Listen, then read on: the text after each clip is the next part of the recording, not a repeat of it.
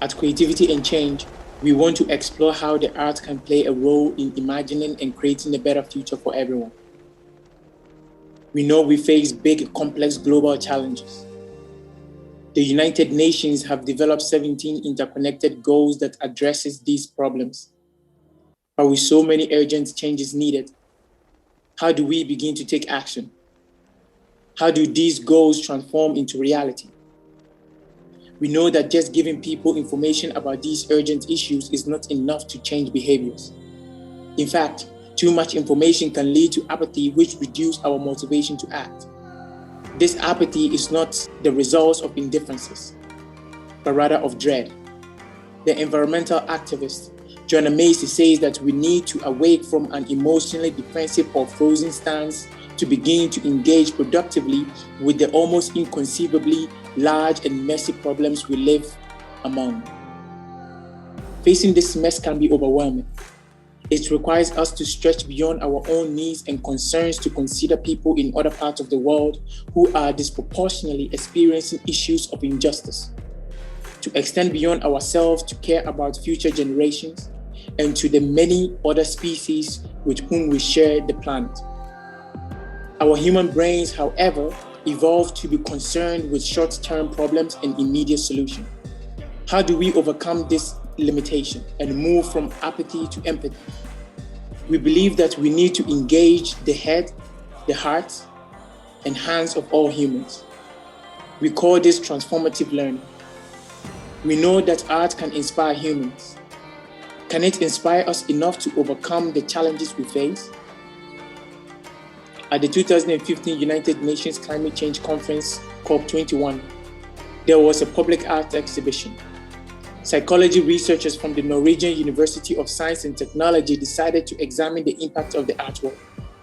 They wanted to know, does activist art have the capacity to raise awareness in audiences?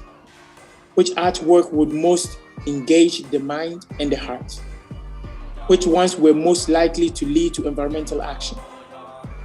Of the 37 artworks studied, only 3 made the audience feel like they could do something about climate change. These 3 artworks had shared qualities. They were all beautiful and colorful depictions of sublime nature that showed solutions to environmental problems. These artworks together were called the Awesome Solution. How might an awesome solution allow us to extend beyond limitation of short-term thinking and engaging meaningfully in making change? The key part of the word awesome is awe. There are different definitions of awe, including dreaded mixed with admiration, or the feeling people get when confronted with something vast. This feeling of awe is powerful. It has been described by researchers as a superpower that allows us to extend beyond our own self-interest.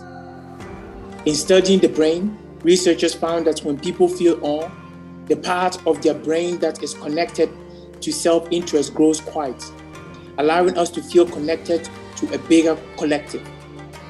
People who have just experienced awe are most likely to be generous, ethical, and to describe feeling connected to others.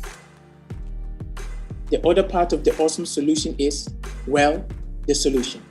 Transition Town co-founder Robert Hopkins says that we need to imagine positive, feasible, delightful vision of the future before we can create them.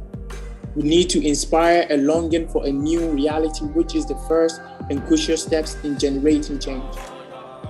Inspired by the idea of awesome solution, we want to build our capacity to imagine a better world, and not just imagine, but make it tangible, visible, and so delightful that others will want to join us to make it a reality. Let's harness the power of creativity to make moments of awe throughout our communities this spring and summer.